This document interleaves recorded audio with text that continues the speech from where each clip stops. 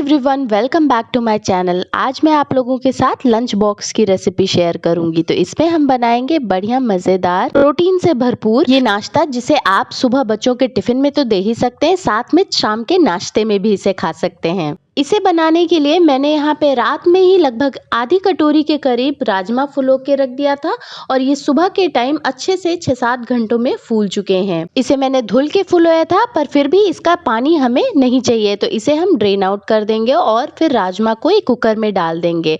Cooker में साथ में ही हम उबालेंगे 3 आलूओं को अच्छे से मैंने वॉश कर लिया था और अब यहाँ पे मैंने उबालने के लिए पानी डाल दिया है। साथ ही में थोड़ा सा नमक डाल करके अब मैं इसकी लिड लगा करके इसको पकने के लिए छोड़ दूंगी। जब तक राजमा और आलू पक रहे हैं तब तक हम यहाँ पे दूसरी तरफ एक तवा चढ़ा लेंगे और उसमें हमने यहाँ पे 1 चम्मच के करीब अलसी के बीज डाले हैं। इनको हमें अच्छे से भून लेना है और भून करके हम इसे जब ये चटकने लगेंगे तब हम इसे एक मिक्सी ग्राइंडर में ग्राइंड कर लेंगे। फिर यहाँ पे लगभग 1 कटोरी आटा लिया है मैंने और उसमें ये जो अलसी के बीज हमने ग्राइंड किए थे वो हम यहाँ पे डाल देंगे। फिर लगभग आधी चम्मच हम इसमें नमक डालेंगे और आधी चम्मच के करीब ऑरिगेनो डालेंगे, या आपके पास मिक्स्ड हर्ब्स हो तो आप वो भी यहाँ पे डाल सकते हैं, और अगर दोनों में से कुछ भी नहीं है तो आप इसे स्किप कर सकते हैं।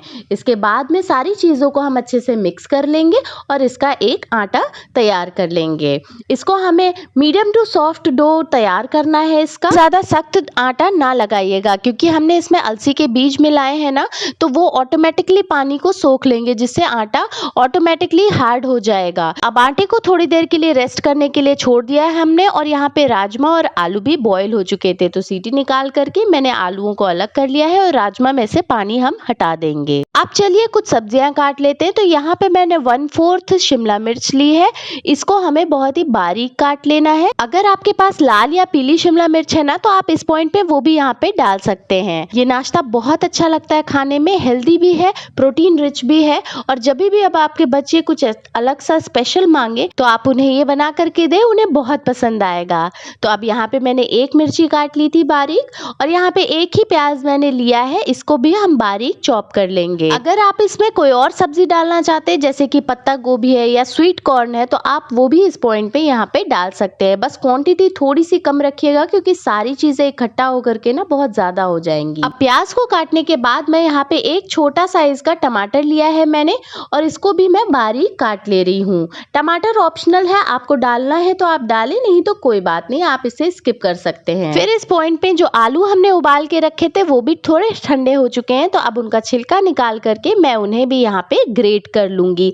आलूओं को ध्यान दीजिएगा, ग्रेट ही करना है हमें, क्योंकि अगर आप इसे फोल्ड करके इस्तेमाल करेंगे ना तो कुछ लम्स रह सकते हैं। तो इस तरीके से अगर आप आलूओं को इस्तेमाल करेंगे तो बहुत ही बारीक हो जाएंगे वो और उनमें लम्स नहीं रहेंगे। इतना करने के बाद फिर मैंने यहाँ पे 3 चीज क्यूब्स लिए हैं, इनका कवर हटा करके हमें इन्हें भी ग्रेट कर लेना है।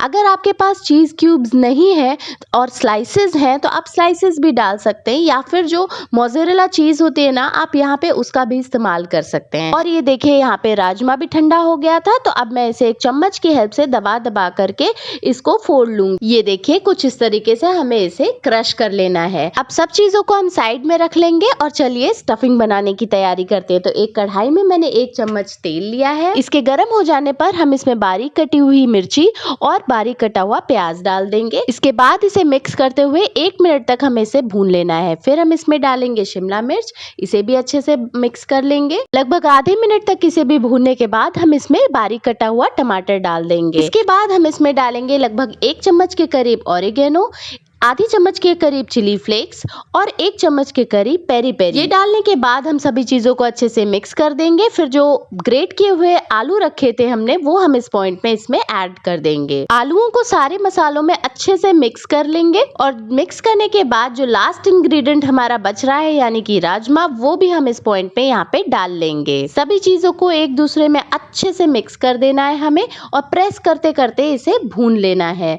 फिर हम इसमें लगभग 2 टेबल टेबलस्पून के करीब टोमेटो केचप डालेंगे और इसे भी मसाले में अच्छे से मिक्स कर लेंगे और ये हमारी स्टफिंग बनके बिल्कुल रेडी है। अब इस सारी स्टफिंग को हम एक प्लेट में निकाल लेंगे। कितनी अच्छी लग रही है और ये बहुत ही टेस्टी लगती है खाने में। आप चाहे तो इसकी टिक्कियां बना करके इसे ऐसे भी सेक करके खा सकते हैं। अब चलिए आगे का प्रोसेस कर लेते हैं। तो यहाँ पे एक आटे की छोटी सी बॉल मैंने ली है, उसको रोटी के साइज का मैंने बेल लिया है और बेलने के बाद हमें इसे तवे पे डाल करके कच्चा पक्का दोनों तरफ से सेक लेना है। यहाँ पे मैंने दूसरी रोटी भी बेलनी स्टार्ट कर दी है जब तक वो रोटी तवे पे पक रही है। रोटी में दोनों साइड से बबल्स आ जाए बस उतने तक ही हमें इसे पकाना है, ज्यादा फुलाना नहीं है और ज्यादा अच्छे से इसमें लालरी नहीं लानी है हमें।